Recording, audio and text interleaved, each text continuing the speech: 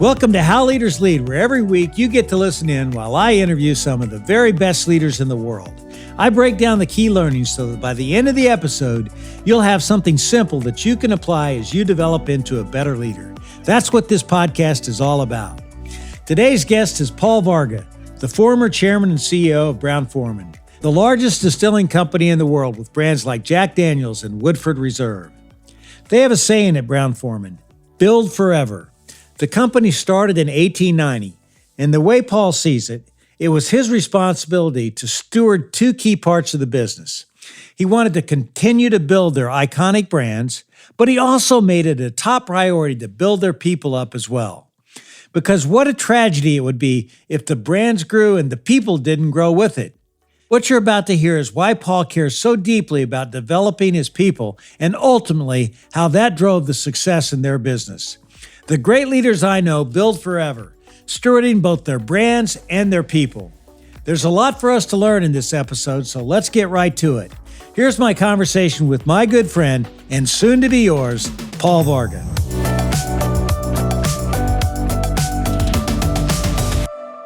You know, Paul, I always like to start out at the beginning. Can you tell us a little bit about your upbringing? Well, sure. Very interesting to what I do today. I grew up in Louisville, Kentucky, which is where the headquarters of Brown-Forman is. And I grew up the son of a physician in a large Catholic family, which was pretty common in Louisville, Kentucky, big Catholic community here. 3 brothers, 2 sisters, and all close in age. So it created the environment, as you can imagine, of competitiveness. And we were all driven. And the family you grow up in, the activities you pursue, we were all athletic kids. And my mom and dad, having 6 of us, at some point, I'm sure they said, enough of this, trying to get 6 kids to all these different activities. So my dad and some of his doctor buddies invested in the Louisville Tennis Club. And then what they went and did was bought a bunch of tennis rackets and said, you all play this. And so as a result of that, frankly, we all concentrated in tennis and became a pretty accomplished tennis family over the years. And, knocking it around with each other, competing and, raising the standard of performance. And there's no doubt that the size of my family, the proximity, the way we were raised, the sport we played definitely imparted a lot of who I became. Now, I know you went on to the University of Kentucky and you played tennis. I did, yeah. What's the big life lesson you learned from playing tennis itself? I didn't know it at the time. And as I've thought back about it, particularly as it relates to success in business, I mean, there are so many lessons from athletics generally, but also in this case, it was individual sports. Tennis being much more an individual sport than a team sport when you grow up playing it. And so there's this sense of accountability that comes for the mistakes you make. I mean, you couldn't turn to somebody and say, hey, you should have passed me the ball or something like that. I mean, it was your accountability. If somebody beat the tar out of you, it was on you. And so I always felt like that gave people who came from that particular sport a sense of accountability. I'll tell you the other thing that I didn't realize until much later. Because of the nature of, I think this is true of all athletics, but it was particularly true of the tennis experience I had. You're making, during the course of a match, so many individual decisions. And then by the time you get through 10, 15 years of competition, and you walk into a corporate environment, and people are taking a lot longer to make decisions, the first thing I had to learn was patience. I mean, I was geared to be competitive. You made 100 decisions a minute, where to hit the ball, where to run, all these kinds of things. And you'd get in and you'd look around and see people talking. And they'd say, well, we'll get to that tomorrow. And it just felt like it was so slow. And I had, like a lot of kids who would have been growing up and being very competitive, I had a hot temper. I had all those things.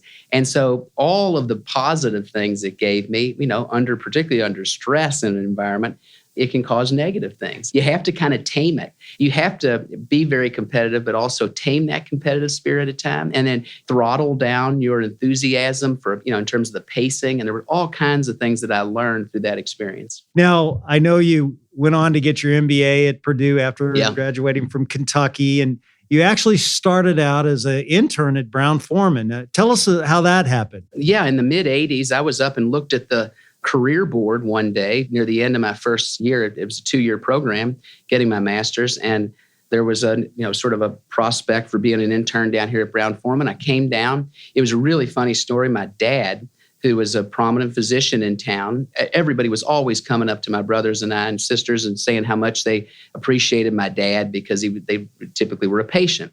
And I came down here and I had a much older great uncle who had worked here for years who had passed away, and I wasn't very close to him. So everybody was talking to me, and I'd been away at school for a year, and saying how much they appreciated my dad and how sad they were that he'd passed away. And of course, I was like, Mom didn't tell me, They were actually talking about another man named Varga.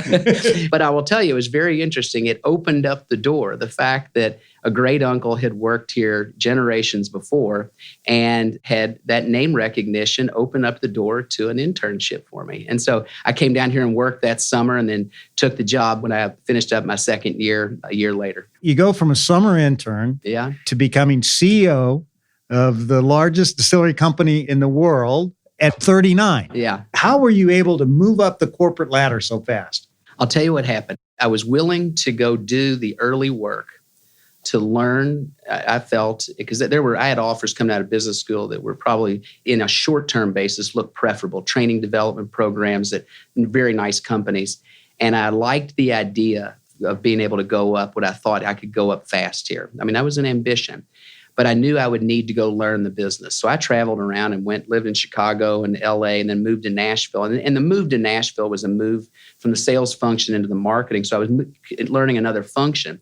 My undergraduate study and master's had also included finance. So I was very curious about how the money got made, how the money got spent. So I felt I was getting a really well-rounded experience early on. And then that opportunity in Tennessee was to work on Jack Daniel's, which is our most, important brand, and is, such an incredible learning experience to go play any kind of stewardship role in that. And because of that, it gave me exposure to the chairman and CEO and president of the company who frequently came and spent time with Jack Daniel's because of its importance.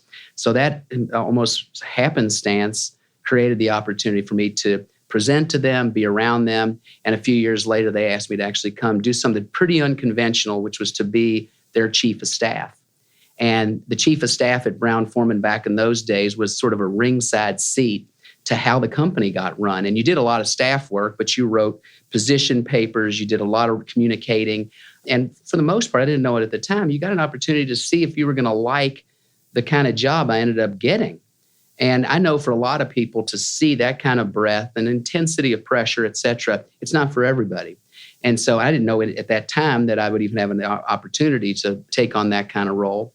But that was a very important career move for me. And then I later went back into the organization to sort of help Owsley Brown and Bill Street, who were the leaders at the time, to really globalize the company, something you know very well.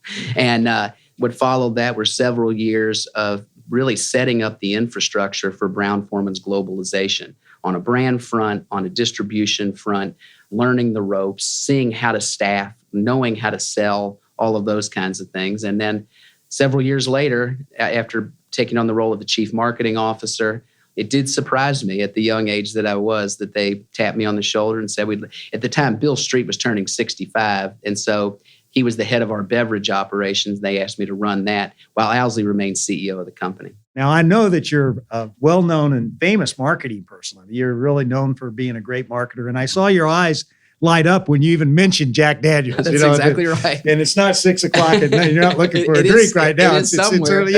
So it is somewhere, as you would say. So tell me, how do you build an iconic brand like Jack Daniel's? I mean, I know you can't do that in 1 minute, but what was the big key to that brand taking off? I'll tell you what, it had already, of course, by the time I had the opportunity to work on it, it was already so prominent in popular culture and had been so well marketed by the people who had been the stewards of it prior to my arrival, for sure. So I was a student at first. And then the other aspect with this popular culture piece was Jack Daniel's had taken hold of the hearts and minds of consumers, particularly in America. And as Americana was piped around the world, whether it was through movies, music and concerts, our books, our authors, et cetera, oftentimes an expression of masculine independence or America was expressed through Jack Daniel's. So in many instances, I remember the early days of going out into the emerging markets, and we had no distribution, but everybody knew what Jack Daniel's was. And so for us, a lot of it was, how do we get this thing available in a scalable way so that we can then also educate them more about the brand? So I would say a lot of our job in those days was to make something that we knew was already attractive and desired around the world and people were aware of. It was a hell of a head start.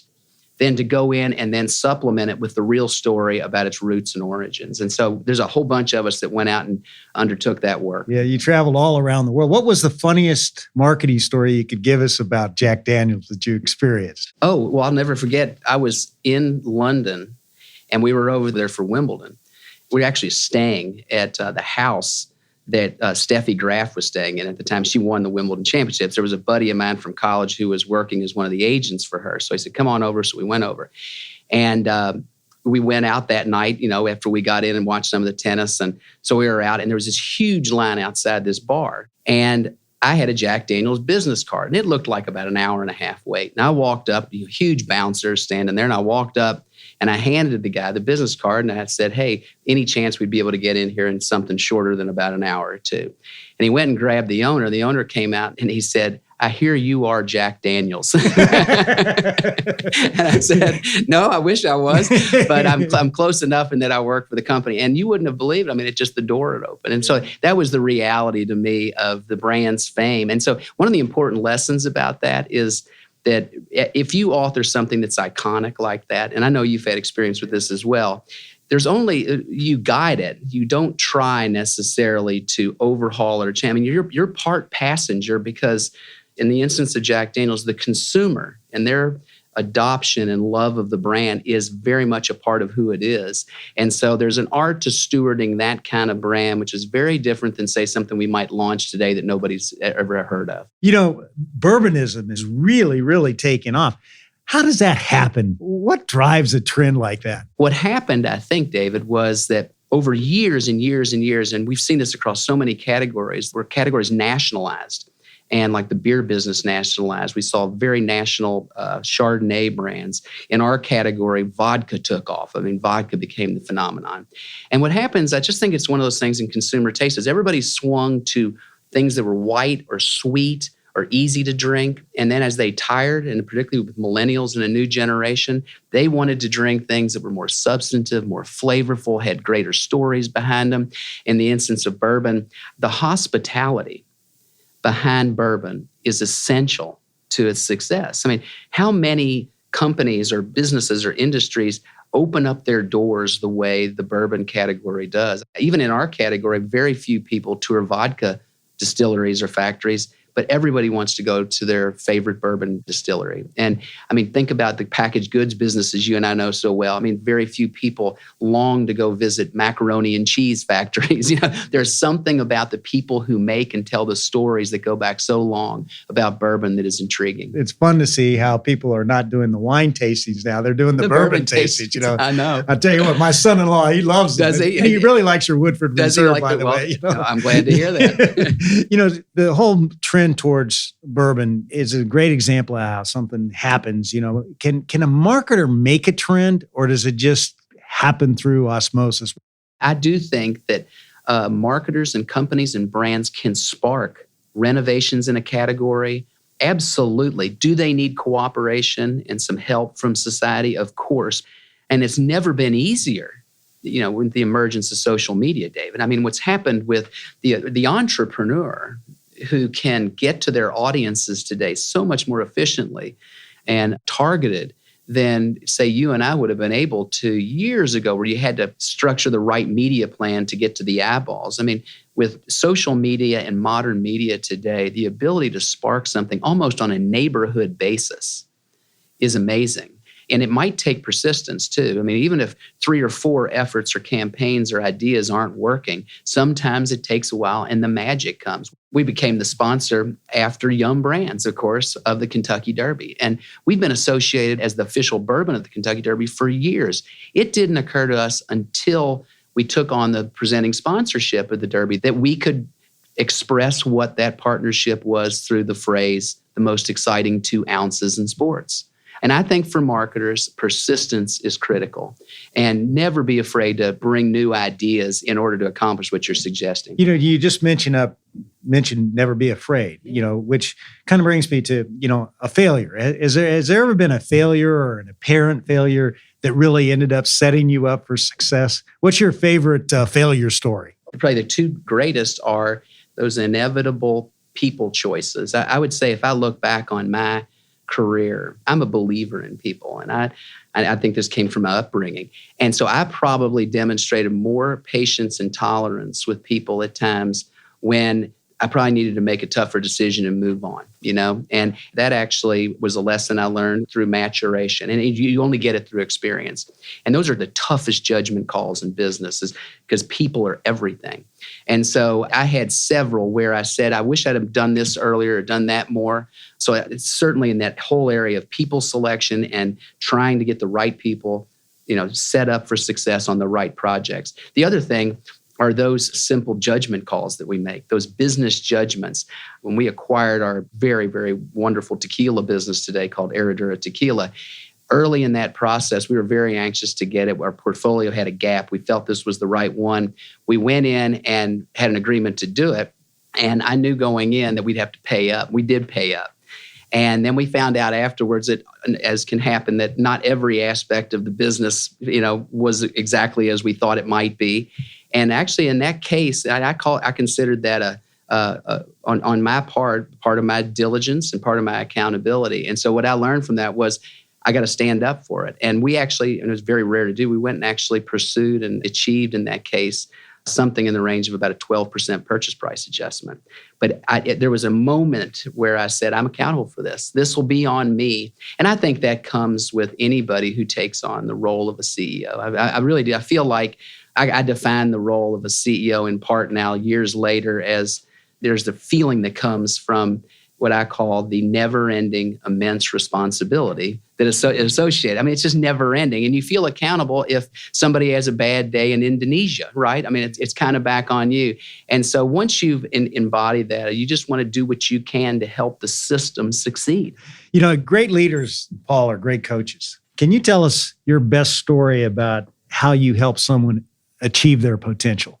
Yeah, I mean, I think more often than not, it has come from trying to, for the purposes of personal development, to try to convince people to take jobs outside their comfort zone. I think the greatest development comes from challenging yourself in areas that you're less familiar with, and great growth comes from it. And I have several senior executives today, the versatility that exists at Brown-Forman today across our senior ranks, because my chief financial officer, I once asked to leave the finance field and go head up our manufacturing and production operations.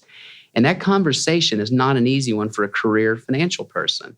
Similarly, the person at the time who was heading up our production, we asked to go head up the regional operations encompassing North America.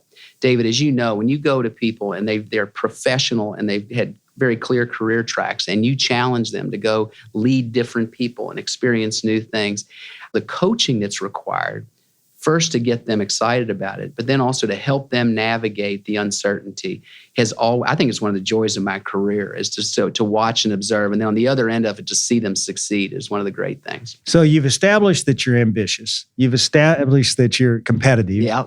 And you really now are talking about the need to be collaborative and working together. It's very difficult to marry those two things for a lot of people. How have you been able to do that? Is that something you've always been able to do, or have you had to evolve from being competitive, ambitious, and then collaborative? Definitely evolve. I mean, particularly if you grew up in an individual sport. I mean, I can think of no more training to being selfish than growing up playing competitive tennis, because it's you against your opponent. And so the thing that kept me from being some lunatic later on was the upbringing I had. Frankly, Dave, I mean, I would have none of the capabilities I've got today and the grounding and the values without what my mom and dad had instilled in me. And then what I experienced, I'm still very close to all my siblings. And so to me, that grounding, and I'm trying to impart it in my own family today, were critical and vital. I mean, having perspective, I'll give you the example. Right around 2003, we would have had 3 kids in 4 years. And they were infants, took on the CEO job. And just before that, my sister had been in a horrific car accident and gone through, coma and then significant disabilities. And I'd sit in these meetings and have, change diapers in the morning, come down to work and be preoccupied with my sister and her plight. And I'd hear people, sort of groping and moaning about some of the stuff down here. And it just would hit me and I'd say, this stuff's easy. This stuff is so easy. Let's bring some perspective to people about how to solve this problem, how to diagnose it, how to converse about it.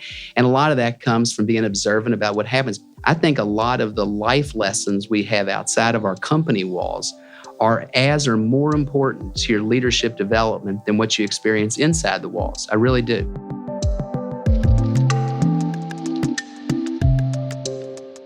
We'll be back with the rest of my conversation with Paul Varga in just a moment.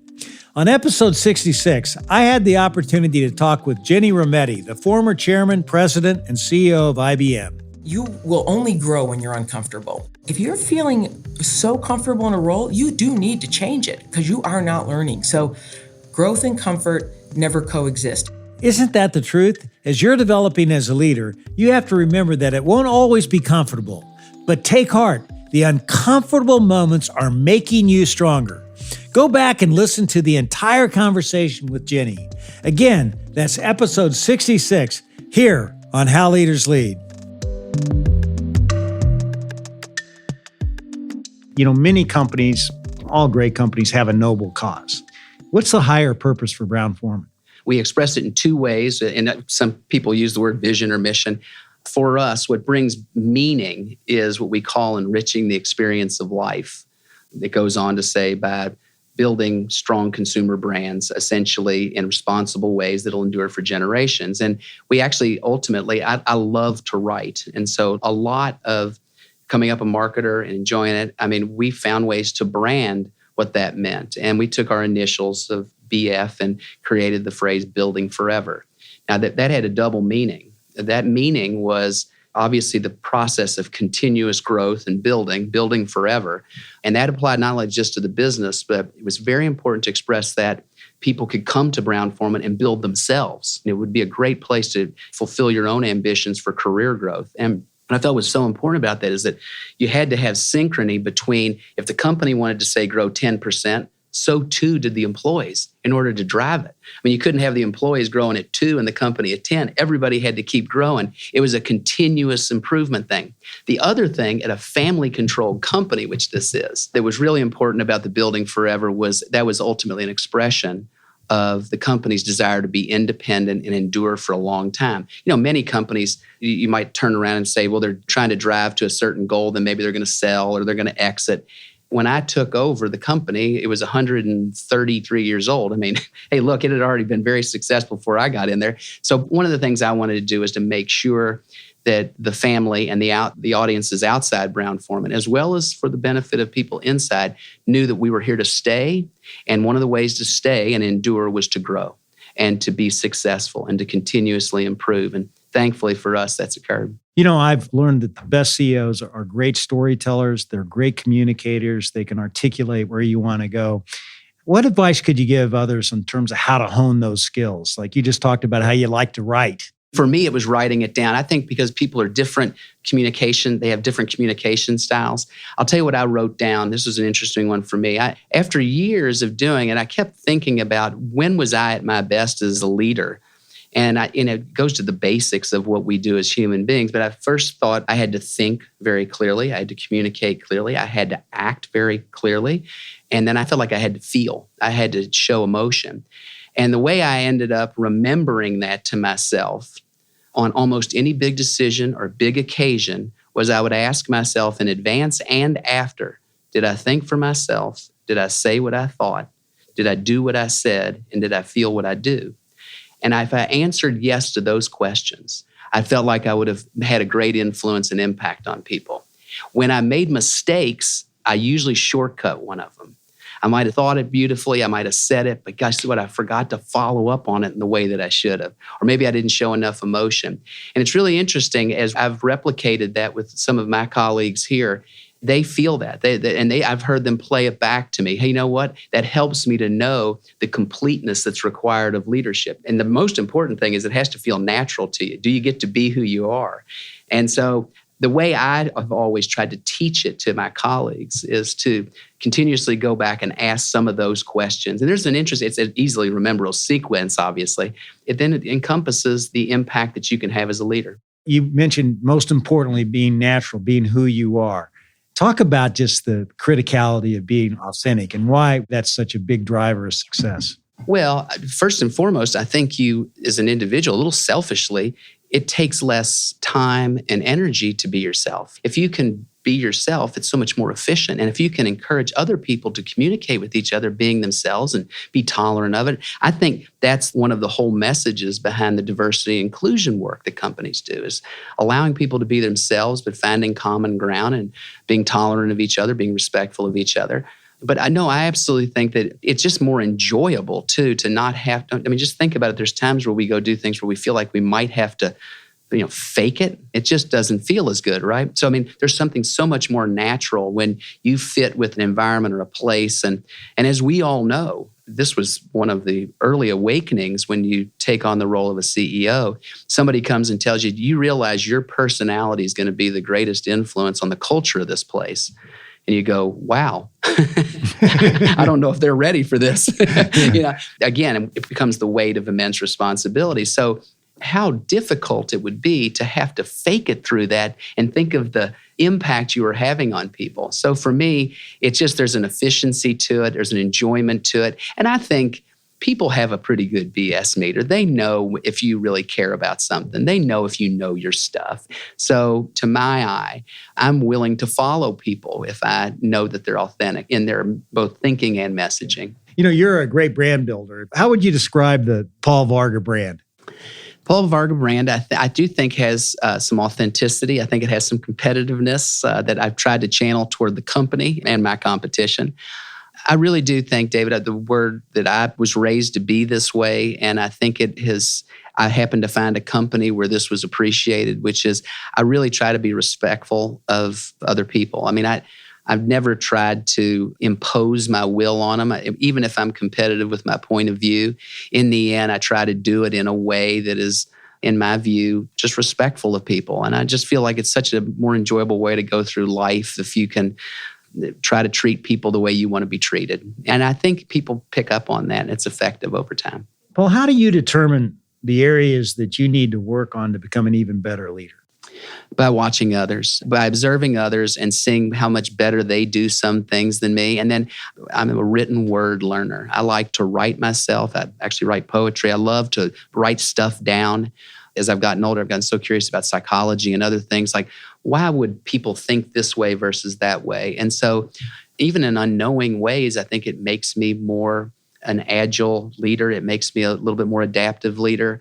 And so I'm constantly sort of looking around and saying, boy, that person does that really, really well. Or, the one that I would have observed of you that is just your passion for recognition. Something like that does not come as naturally to me. So when I hear about or read about or watch something you're doing, that's something somebody can pick up. I can go over to another area and watch people who are tolerant and patient, where I'm ready to engage in debate. And I can say, I'd like to practice some of that patience that they've got. So I'm an observational learner, and I like to read. You came up as a traditional marketer, and then social media comes in and the game has changed. How did you get your game up to speed as the world has changed so much in terms of how you communicate? Because you're in a brand building business, you got to be all over the consumer. How did you evolve? Hire people who can teach you. I think if you're at the top of the company, I'm not going to go do all the work, but I still have to keep my instincts sharp. And so being around people who can describe to you, and they don't always have to work, they can be agencies, they can be other people. But the basics of coming up with something compelling, no matter how it's delivered, have remained the same. That's timeless. That, to express something that can compel somebody to want to consume your product, share it with others, be an ambassador for it, whatever it happens to be, those haven't changed. The mechanisms for doing it have changed considerably. The frequency with which you can do it has changed. And that area was more foreign. So hire great people who know how to do it. And then what they might not know as much are some of these standards that do cross time. And then those of us who've been around long enough can maybe impart a little wisdom around those. And it becomes a great marriage. Kind of sounds like a little bit of reverse mentoring is going on. It's reverse mentoring. So you sought out the young people who really knew how to do this, and they taught you, and you taught them things about the business. It is. And as you know, the hardest part if you grow up through a company, which we both at times have done, is you can get out of touch because of the responsibilities of the most senior office, right? I mean, you got administrative things, financial things. But if in the end, selling things to consumers and them paying more for it than it cost you to make it is the end, if that's what you're trying to do, you've got to find ways to stay in touch. And so I even reorganized Brown-Forman a little bit at the top, some for developmental reasons, but one was to have the head, it was very unconventional, to have the head of Jack Daniel's report directly to me, so that I could stay so close to that particular brand, for which not only I love and enjoy and can impart knowledge and wisdom, but also so I could learn from them. I mean, sometimes those are unconventional decisions sometimes, but I thought was very appropriate in the case of Brown-Forman. You know, Paul, you've talked about your family, your upbringing, and I know you're a very committed, devoted family man. How have you been able to balance the 24/7 demands of being a CEO? And, having 3 kids in their teenage years, how can you do it all? It's prioritization. I was taught the skills of prioritization. When I first started in college, I was studying pre-med, really was wanted to be active in a fraternity and was playing collegiate tennis. And I would look around at everybody else who had a little more time on their hands than I did. But I learned to juggle it and ultimately changed my major for personal choice. And so throughout my life, I have kept very busy schedules, trying to do as much as I could. Today, it might be civic service. It could be working on the board of St. Xavier High School, these kinds of things. But I find it important to try to do as much as I can to have the best impact I can, but you have to prioritize. And I also think a really helpful thing in the management style that I have is this idea of shared leadership. If you have a lot of people, and you're not just a heroic CEO who does everything, you can delegate. You can have other people lead. And so for me, having many, many people who are well-trained, if I'm off doing something else, whether it's in my personal life or traveling for work or I've got outside board service, we've got people here who are well-trained to carry on the work of the company. Curiously, and I didn't know this until this discussion we had, you were a pre-med major. Your father was a doctor. How hard was that for you to go to your dad and say, hey, Dad, I'm going to go down another path? It was really hard. It was really, because I had 2 older brothers who were already in the court, either becoming doctors or studying it to be as well. But I realized I didn't have a passion for it. At the time, I thought I might have a chance to go play beyond college tennis. And so I wanted to give that a run, and I didn't think I could do both. Although I'll tell you the irony of it is for all those years that I thought that's what I was going to do, when I first joined Brown-Forman, this great distilled spirit and bourbon company, one of the first bits of marketing I saw on a wall was a great poster for our Old Forester brand, which was the founding brand in the company. At the very, very bottom of it, it said, for medicinal purposes only. And I remember thinking, by God, I'm going to practice medicine anyway. That's funny. You were talking about corporate responsibility earlier. How do you really communicate the need to drink responsibly? It has been so much in the DNA of the Brown family. You got to remember, the way this company went public was coming out of Prohibition in 1933. They needed capital to restart the company, basically. They went public, but as part of that, there was still very much of the temperance movement in the regulations and laws of the country. Almost 100 years later now, one of the Brown family members took on the responsibility of starting the industry association that would commit to marketing codes and responsible drinking. And so that has traveled over the generations in Brown-Forman's cultural DNA. So it was so easy when we got into leadership positions, and you're always reflective a little bit of what's going on in society, but it is vital to our business to do it responsibly, and alcohol responsibility is the most critical component of our corporate responsibility. And the other thing I'd say is anybody who has ever overconsumed beverage alcohol, they don't feel so good. And the last thing any marketer, seller wants a consumer to feel from the use of their product is not feeling good. So for the benefit of lifelong consumption and lifelong friendship with our brands, we need and want people to enjoy our products responsibly. So, I mean, it's in some ways a benefit to us. You mentioned that you love to read. Yeah. What book have you given out most as a gift to others and why? Probably be a couple of them. The one, there's a book on the psychology of leadership. I call it that, but that's not what it's phrased. It's called Reclaiming the Fires by Dr. Stephen Berglas. I give it to leaders who are oftentimes new to positions of power.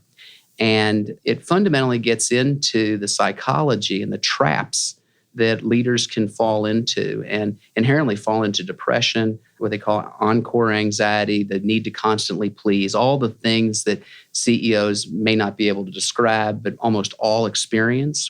It gets into the loneliness. It gets into all kinds of things that all leaders and accomplished people from all walks of life experience, a lot of people from the sports world, and fundamentally talks about what precipitated the falls of some of these people. And I always liked it. I mean, I like to practice humility, but I also never wanted to take for granted the responsibility and privilege you have to lead and the trappings of power that come from it. So on some level, I wanted that, and I do share that particular book.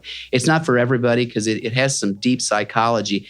Some people have responded and told me it's the best book they've ever read. It caught my attention as a great reminder for CEOs who wanted to stay humble. That sounds like a great gift to give your people. And I want to thank you, Paul, for the gift you've given all of us by taking the time to share some of your learnings on leadership and your life lessons. You are one heck of a leader. And I hate to end this podcast because I could keep talking to you for hours. We probably will. You're great. So thank you very Thank much. you, David. I appreciate it. Very much my pleasure.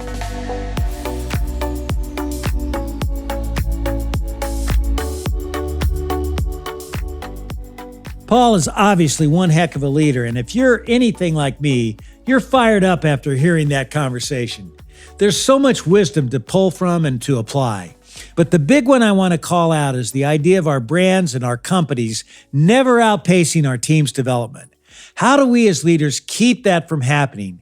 Well, we have to be intentional about it. This week, as part of your weekly personal development plan, I want you to look for an opportunity to get someone on your team outside of their comfort zone. Encourage them to say yes to something that scares them a little bit, because these uncomfortable moments are how we grow and develop. We can't just focus on growing our company and growing our brands. We have to be intentional about growing our people as well. So do you want to know how leaders lead? What we learned today is that great leaders steward their brands and their people. Thanks again for tuning in to another episode of How Leaders Lead, where every Thursday you get to listen in while I interview some of the best leaders in the world. I make it a point to give you something simple on each episode that you can apply to your business so that you will become the best leader you can be. I'll see you next week.